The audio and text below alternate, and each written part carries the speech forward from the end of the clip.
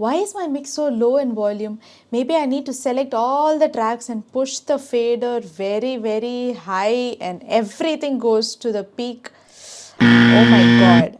Hi everybody, it's Florina Jane, otherwise known as Flow of Music, and today we're going to learn about the main plugin that we will be using in a mastering process to push the volume to a high level so that it sounds good on your mobile phone or car speakers or wherever you play it on. And we're going to learn this the right way. But before that, if you are new to this channel, don't forget to like, subscribe and share it to your music producer friends. Let's get into it. Before we see the plugin that's going to push the volume high, we need to first look at our mix levels and see if the levels is fine now. Because if you already do it in your own method and push the volume high, there's no point in seeing this video. So we need to prepare the track the right way before mastering. That's when you make sure that the song is in the right volume level.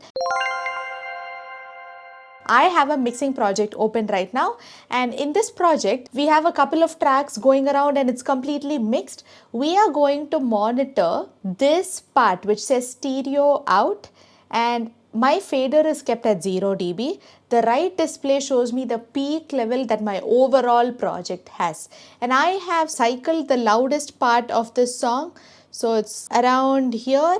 Let's play this and monitor this loudest level that we're getting out of a mixed project. Okay, remember this is not mastered yet.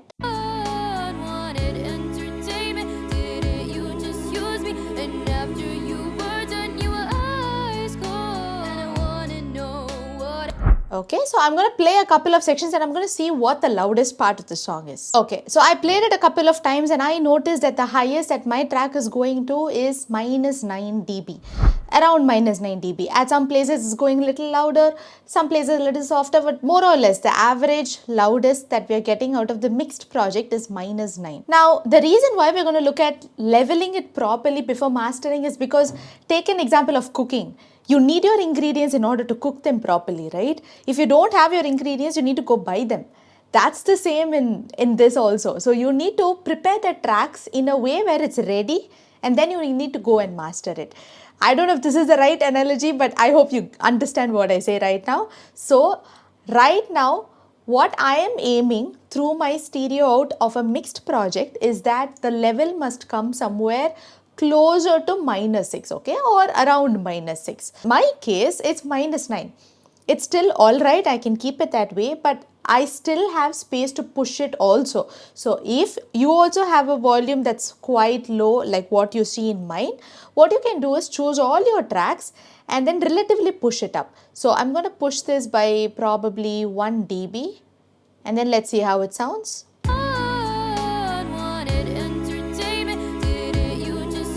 So you see it pushed it by another dB. So -8, it's still good. I would probably stop here, but if you feel like you need to go a little high, you can do this process. Normally what I would give you a guideline is don't push the fader beyond 0 dB. Even now I pushed it by 1.5 dB more. So it's fine if it's just like 1 or 2 tracks, but to have that flexibility, it's best not to push it beyond 0 dB. So ideally, you will have to get that number on its own. Now, what happens if you have a very high number? There's a chance you might be seeing something like 0 dB or -2 dB or -1 dB, which is quite high. So you do the same thing. Choose all your tracks and then select one fader, bring it down by 1 or 2 dBs until you get it around -6. If you come closer to -5, it's still good only. So that's how you first prepare the project before you begin to master. This is very important, okay? Because if you don't do this, there's no point in using a magical plugin and bringing the volume up. Mastering, yes, it's about volume, but it's also actually about quality. In this video, we'll only be learning about volume perspective of it. To enhance quality also, you need that space that we provide through the mixing project. So this is how I will first prepare my tracks and check if it is closer to -6 dB. After you do this, you need to export the track that's mixed. So what I like to do is press Command U, and I'll just check if it's starting properly. So I have a couple of gap over there, which is like fine. I can trim it in mastering, but the main part is the ending. So I need to see if it's, not having any reverb tail. And if you think that's fine, put your cycle, and then now I'm going to export it. So just press Command B, make sure it's in PCM. All these are based on your project settings, and then you click OK. save it in your location. I like to save it as song name space mix version 1 because sometimes you'll have to go back to this project to do some changes, okay? But that's how I usually save. Now let's move on to mastering and we learn about the plugin that's going to magically push your volume to the right level. Before we get into the plugin, if you have a nice song and you're looking for someone to mix and master it, send your tracks for mixing and mastering to me. The email is on the display that you see here. Don't forget to send me the number of tracks that you have, the genre of your song, and I'll be happy to mix your project. Now, let's look at the proper way of using a plugin in mastering. This is not sufficient to hear on your mobile or your car speakers or streaming services don't really accept this volume level because it's quite low. You might have to push the volume high enough to listen to this, okay? And that's the reason why we're going to learn about another plugin that's really going to change the game here. So let's add the plugin that we're going to use to increase volume, and that's a plugin called as limiter. I'm going to show you a couple of different limiters that will achieve this work as well. Let's first look at a stock limiter. So I go into dynamics and then limiter stereo. There are a couple of things to keep in mind when we are using a limiter. First one, put your output level as -1 dB. Number 2, you're going to keep increasing the gain until you see a reduction value of maybe -1 or -2. Until then, you're going to keep increasing. And remember, as you do this process, you're going to have a volume jump. So just make sure you put your headphones levels a little less so it's not suddenly loud on your ears.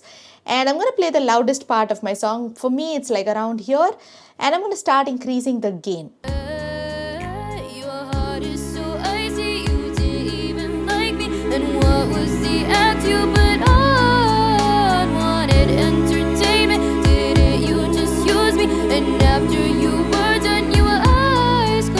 Okay, I had 11 dB of increase, and for that, if you see under reduction, so what basically happens is that -1 that you set there is like a ceiling, okay? And you keep pushing the volume until it goes past the ceiling. When it goes past -1, all that will get compressed to -1. So you can go way over -1, so you can go 10 dB over -1 also, and all that will get compressed, or you can go a little over it, that will get compressed. That's why I'm targeting somewhere around -1 or -2 dB of reduction for this example. So if you see, I had to push 11 dB of signal so that it goes past the ceiling that I set. And how much is getting reduced now? How much went past the ceiling? It's somewhere around 0.5 to 1 dB. Now, this is what you also want to achieve in your mastering process. This is when the track is going to sound loud enough on any stereo speaker systems. Certain reasons why I put a number called -1 and not anything else, because a lot of streaming services have a particular standard for loudness, and they have two particular standards for that. One is called LUFS, loudness unit relative to full scale, which is the average volume of your track, and a lot of streaming services want your track to be somewhere around -14, and to give you a range, -14 to -9 probably is a good place to start. Second one is called true peak, which is suddenly when your track goes very loud. How loud can it go? That's true peak. And that's what I set here as -1 dB. That's again a standard that streaming services tell you to have. If you go too loud, which you can, I can still go louder, or I can put my true peak way less. I can do that. But it's probably going to sound good when you bounce it. It's not going to sound good when you play it on Spotify. It's going to sound terrible, in fact, because these are streaming services criteria. And you go too loud, they're going to compress your track. If you go too soft, they might let your track be that way, but it's not going to sound good compared to all the other professional tracks that are out there. So that's the reason why I keep this. And now if you have a doubt, okay, I have the true peak set here, but where do I check the LUFS? For that, I'll show you a stock method to do it. And I'm going to put it on the stereo out, or you can put it underneath. It's just a plugin to just visualize the numbers. It's not going to add any change. So I'm going to put it here. You can find it under metering, and then, you know what, let's put loudness meter. And I'm going to particularly look at that LUFS. I'm going to play the loudest part. Why is that? See, it's -14. So that's how loud it is. And play it for a couple of minutes until you see that it's kind of around that area. Of course, the softer sections may not always be there. See, mine is like quite less, but that's fine. You need not have your all your tracks need not be there, okay? So that's something that we rely on when we talk about the quality aspect in mastering. But today, let's just focus on limiter and pushing the volume high. So for that reason, play your loudest section of your song and, keep this limiter changes that I told you. Have a multimeter aside and see the level that it shows. So that's what I ideally want, somewhere around -14 to -9, and your levels are good to go. I'm going to show you another limiter that is one of my favorite to use because visually you see a lot of things going on in it. This is a limiter from FabFilters, and I really like because this shows me visibly where it's, ducking the volume when it goes above the true peak that I mentioned. So bottom right corner, that's where you put the true peak. So double click and put -1. And then you're just going to push the gain high. So as I play, that's the same thing that I did earlier. Keep pushing it until the right corner that you see here, it tells you how much is being reduced, okay? And we're kind of aiming below -3.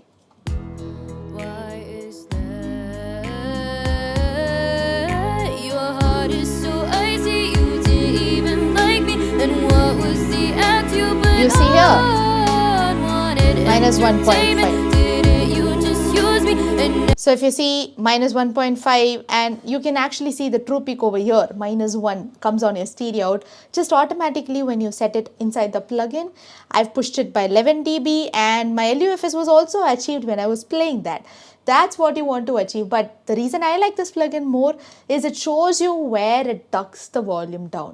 You'll see that red line just go down like that. Let me play it from here and you see that. That's what you want to see.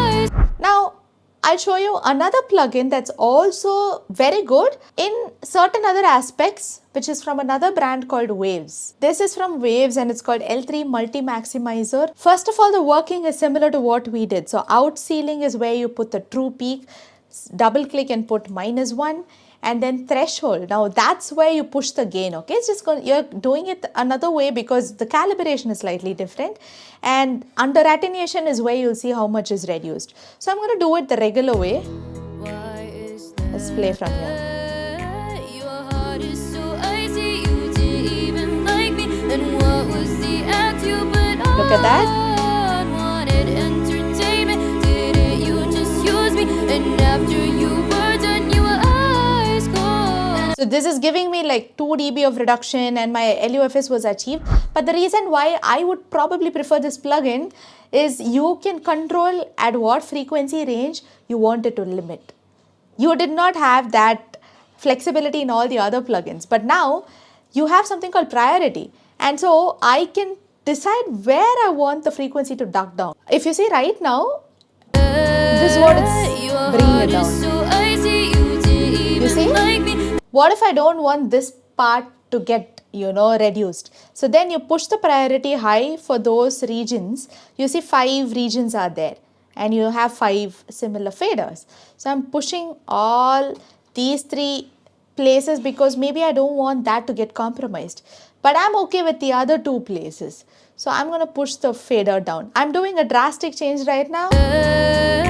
Your heart is so icy, you see that? So now I've literally shifted the priority. Instead of it limiting in the lows, I'm shifting it here. This is an exaggerated change, but I'm telling you that you can control what frequency is going to get compressed when you use the limiter. Just to give you a recap, the stock limiter is good, but then in terms of disadvantage, you don't have a visible change that you see. You just have to trust your ears and do it. The FabFilter limiter is good for visibility and for precision because you can see things, but the L3 Multi Maximizer from Waves is really good to prioritize certain frequencies and compress certain other frequencies based on the needs that you have in your song. But this is the method that you definitely have to do if you want your songs to sound loud enough. You cannot achieve it in mixing because my goal in mixing is slightly different. And if you want to understand the difference between the goals of mixing and the goals of mastering, I've put a link of a video over here. You can check that out. But there are different things that we focus on in mixing and mastering. When it comes to how loud it has to sound on different stereo systems, that's the job of a mastering process. And how you achieve it is majorly through using a limiter. Yes, there are other plugins that you do apply, but right now our focus was on limiter. And you can apply any of the limiters that you have. There are limiters through Isotope and so many other brands. But this is the thing. Put your true peak as -1. Increase the gain levels until you see a reduction under -3 maybe. Check your LUFS level through a multimeter and you're good to go. Now I'm going to give you a bonus tip, a bonus plugin that is actually free, and that's called Ulean loudness meter. This is what the Ulean loudness meter looks like, and the cool part is this is just like a multimeter. Just tells you the LUFS values, but it's again more precise like what you saw in the FAB filter. So when I play, you see? So my true peak comes here and my LUFS comes over here under integrated, and based on these values you can change them around a little bit and set them accordingly. And also I have one more bonus tip for you. After you've completed this process, now how do you check if your levels are perfect for Spotify, Apple Music, YouTube, all those streaming services? There is a very useful website called Loudness Penalty, and I'm going to show you that. This is the Loudness Penalty website, and all you've got to do is just drag the mastered file that you have right now into it. So I'm going to put this here. And then it's going to process, but it's not uploading, okay? It's just going to process, give you some values. Now, if you see, mine is pretty good. Spotify says 0, all these are fine. See, you cannot really get an ideal value for each and every streaming service, okay? So what I ideally aim for is Spotify, because they are pretty strict with their standards and I'd like to keep them properly when it comes to Spotify. So I try to maintain this. And as long as all your other changes aren't drastic, it's okay to put them out, okay? But this is a good website to check your levels before you put them out. YouTube really doesn't matter because whatever levels you give, mostly YouTube will accept it. All this is coming into play when you put it on streaming services like Apple Music or like Spotify or Pandora, Amazon Music, all those stuff. Those are the 2 bonus tips that I'm giving you in this video. If you like this video, don't forget to like, subscribe, put a comment about what you liked or what kind of videos you want to see from me in the future. Thank you so much for watching. Never stop learning, keep making music, and I'll see you guys in another video.